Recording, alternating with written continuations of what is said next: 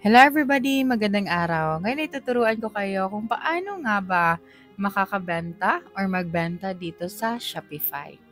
Okay, so makikita natin dito sa itaas, may mga tabs tayo. Andito ang Importify, Amazon at Shopee Philippines.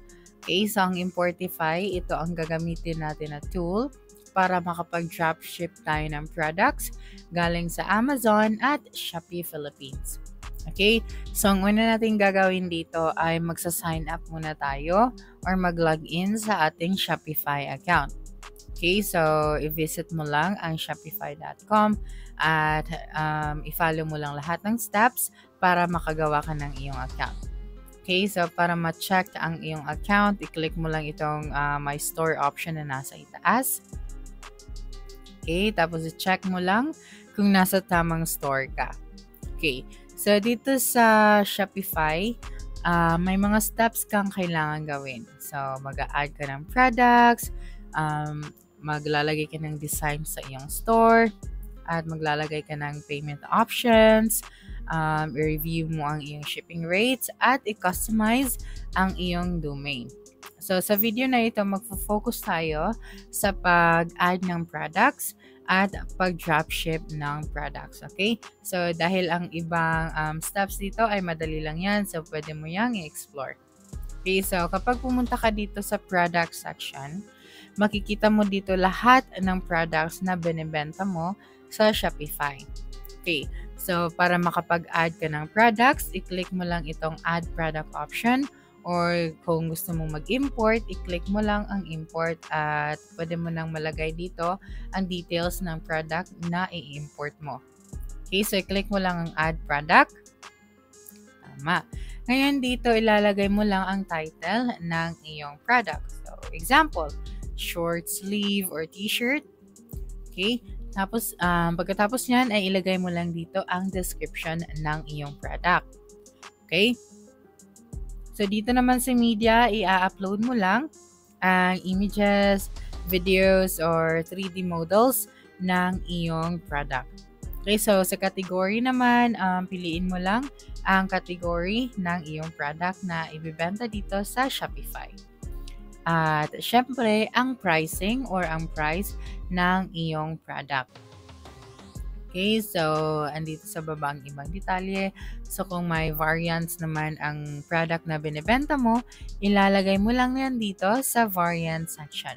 Okay, so pagkatapos nyan ay i-click mo lang itong status at make sure na naka-active ang iyong product.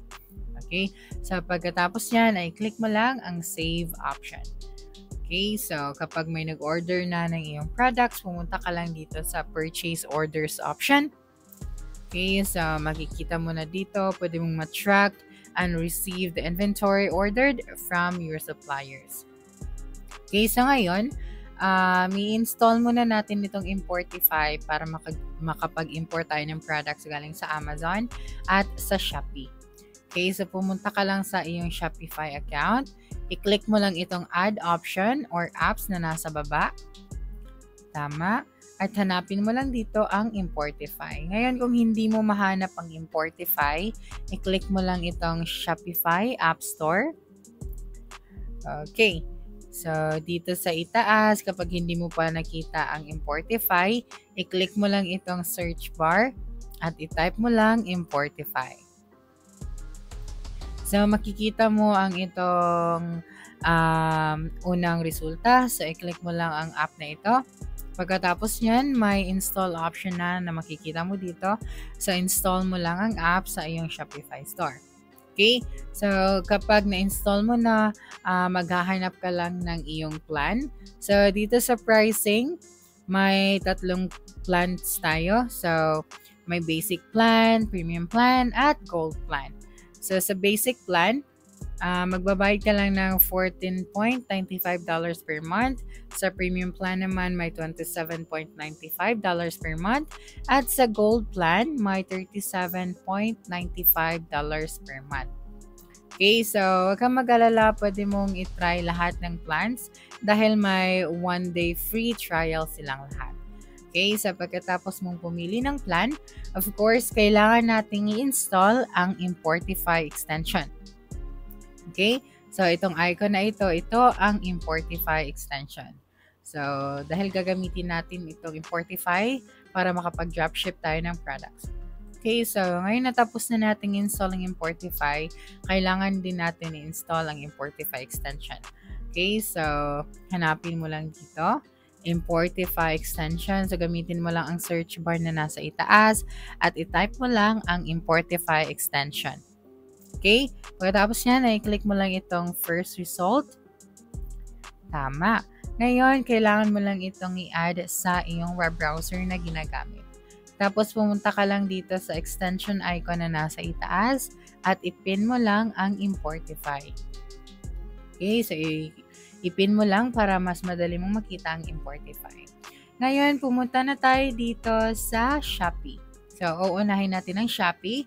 Tuturuan ko kayo kung paano kayo makakapag-import ng products galing sa Shopee papunta sa inyong Shopify store. Okay? So, for example, itong product na ito, i-click mo lang yan. Tama. Pagkatapos yan, ay makikita mo na dito ang add icon or ang Importify icon. Okay. So, kapag click mo ang option na ito, okay, makikita mo na ang section na ito. So, makikita mo dito ang product details at ang description ng product.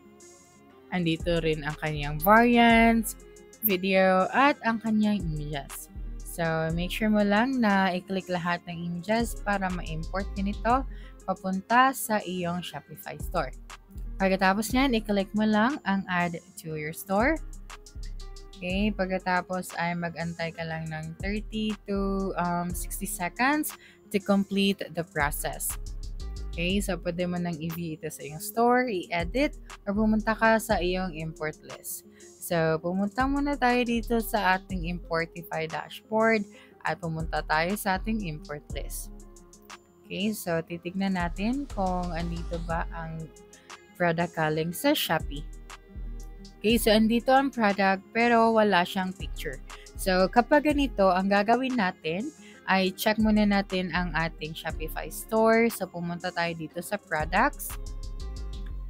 Okay, so makikita natin dito ang product na galing sa Shopee. So, kapag wala kang image na nakita dito, dahil minsan, ang Importify kapag nagda-dropship ka ng product galing sa Shopee, may instances na hindi masasali or mada-dropship ang images or videos. So, kailangan natin i-download manually ang images. So, pumunta ulit lang tayo dito sa Shopee. Ayan. So, dito sa Shopee, kailangan lang natin i-download ang kanyang images. Okay? So, i-click mo lang yan. Pagkatapos, ay i-click mo lang ang save image. So, make sure mo lang na naka-JPG format ang iyong image. Pagkatapos yan, ay i-save mo lang. Okay? At bumalik ka sa iyong Shopify store. So, dito, i-click mo lang itong upload new option. Yan. Okay? So, pagkatapos nyan, ay i-upload mo lang dito ang image. Okay? So, pagkatapos mong ma-upload ang image, pumunta ka ulit sa Shopee at i-download mo lahat manually. Okay? So, pagkatapos nyan, ay i-check mo lang ang iba pang details ng product na ito. So, sa price, pwede mo rin palitan ang kanyang original price. So, ang kanyang original price dito makikita natin na 129 pesos. Pero pagpunta natin dito sa ating Shopify store, ang kanyang presyo ay nasa 258 pesos. So, pwede mo yung palitan. Okay, so pwede mong pababain ang presyo or pataasin ang presyo ng product na ito. So, pwede mong pababain ang presyo or pataasin ang presyo ng product na ito. Okay, pagkatapos mong i-check lahat ng details ng product, i-click mo lang itong save option na nasa baba.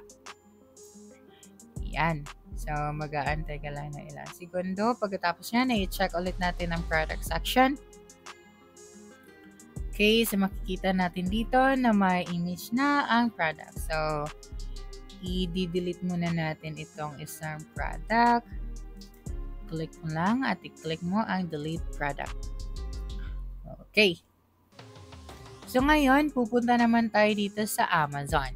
Dahil dito sa Amazon, mas madali ang pag-import ng products dahil mostly kapag nagda-dropship ka dito, hindi mo na kailangan mag-download ng images or videos manually dahil automatic na lahat ng details ng product na ida-dropship mo papunta sa iyong Shopify store ay kasali na gamit ang Importify.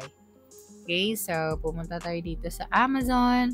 So, pwede kang mag-login or mag-sign up for an account dito sa Amazon. So, maghahanap lang tayo dito ng product na pwede nating i-import. Okay, so maghahanap lang tayo dito ng simpleng product kagaya nito. Okay, so i-click mo lang yan. Pagkatapos ay mag-antay ka lang ng ilang segundo at makikita mo na dito ang add icon or ang Importify icon. So, i-click mo lang yan. Tama. Pagkatapos yan, makikita mo na dito ang details ng product. So, andito ang product details at ang kanyang description. So, pwede mong piliin ang default description or extended description or ang custom description. So, dito sa custom description, pwede kang gumawa ng sarili mong description ng product na ito. Okay? So, ngayon pumunta naman tayo dito sa variants. So, sa variants naman, piliin mo lang ang import all variants automatically. May choice ka rin na select which variants to include or split variants into several products.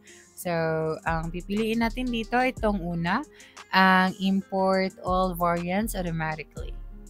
Okay, so kung may product barcode, pwede mo rin ilagay dito. Okay, so pumunta naman tayo sa video section. So kung walang video ang product na ito, so hindi natin makikita dito. Sa images naman, i-click mo lang ang select all or pwede mo na rin hindi i-select ito dahil selected na lahat ng products na makikita mo dito. Okay, so click lang natin ang select all para masali rin ang iba pang images na andito sa baba. Okay, so pagkatapos niyan, i-click mo lang ang add to your store. Okay, so again, mag-aantay ka lang ng 30 to 60 seconds to complete the process. At pwede na tayong pumunta sa ating Importify dashboard. Okay, so refresh lang natin ang section na ito para makita natin ang bagong product na drinopship natin papunta sa ating Shopify store. Okay, so andito na ang product. Okay, so pwede mong i-customize ang product dito. Okay, so pumunta lang tayo dito sa ating Shopify store. So, dito sa ating Shopify store, refresh lang natin ang product section. Okay. So, pagkatapos yan, makikita na natin dito ang bagong product. So, i-click mo lang yan. Makikita na natin dito ang buong detalye ng product. So, andito ang kanyang title, ang description ng product. So, sa description naman, kung gusto mong i-shorten or pahabain ang description, pwede mo rin gamitin itong AI para makapag-generate ka ng text or bagong description. So, sa media naman, okay, so makikita natin dito na lahat ng media ay successfully na na-import natin. So, hindi na natin kailangan mag-download manually at mag-upload manually dito sa ating Shopify store. So, i-click mo lang itong 34 option, okay, or ang plus more para makita mo dito lahat ng images ng product at para na rin ma-check mo kung tama lahat ng images na na-import dito. So, sa category naman, mahanapin mo lang dito ang category na babagay sa product na iyong in-import. So, sa variants, andito rin lahat ng variants. I-check lang natin ulit dito sa Amazon. Okay, so balik tayo dito sa itaas at i-check natin ang variants ng product. Okay, so sa kanyang variants, may 5 variants. So balik tayo dito.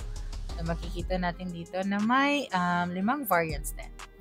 Okay, so kung may variants naman na kulang, pwede mo rin naman i-click itong add another option. Okay, so sa kanyang presyo, check ulit natin dito sa Amazon. Makikita natin na ang kanyang presyo dito ay $69.99.